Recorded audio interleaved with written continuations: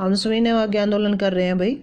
अभी तक हम हरियाणा में कैसे उसके विकास हुआ था वो देख रहे थे, तो हम 5 पॉइंट कर चुके हैं। 6 पॉइंट अपना क्या है, प्रथम गोलमेज सम्मेलन। अब देखो इससे संबंधित बहुत बार आपका कंपटीशन में पूछा जाता है। तो प्रथम गोलमेज सम्मेलन, अब ये क्या है, बार बार अधिवेशन और चार्टर एक्ट यहाँ पास करके भारतीयों को में कैसे संतुष्ट करना है उनको, या ब्रिटिश सत्ता को कैसे संभाल के रखना है।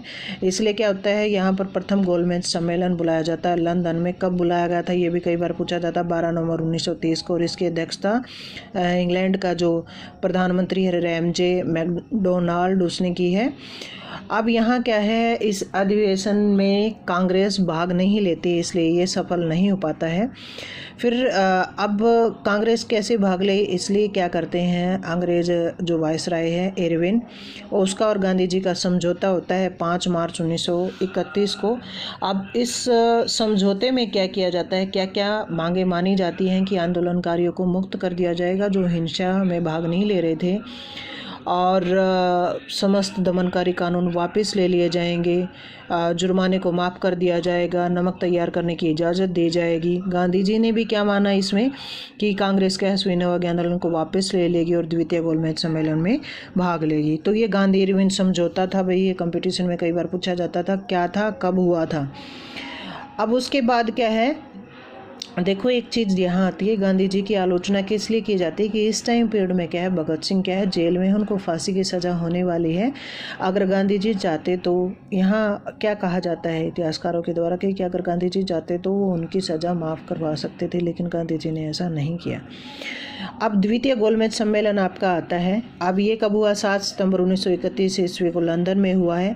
रैमजे मैकडोनाल्ड ने ही इसकी अध्यक्षता की है, जो प्रधानमंत्री है भाई।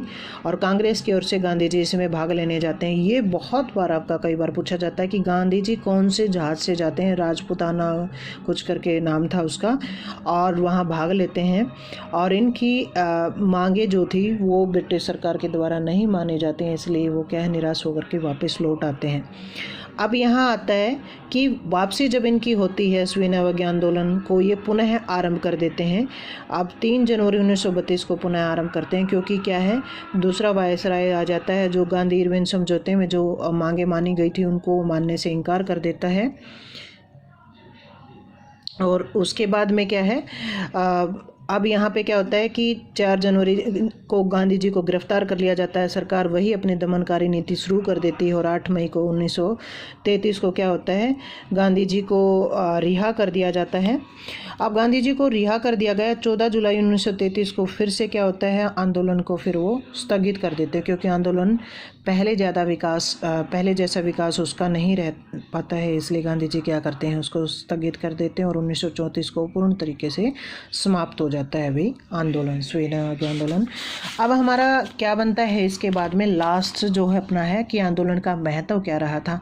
वैसे देखो ये आंदोलन सफल नहीं हो पाता है पूर्ण तरीके से, लेकिन फिर भी क्या है, आंदोलन में हरियाणा में नवचेतना आती है।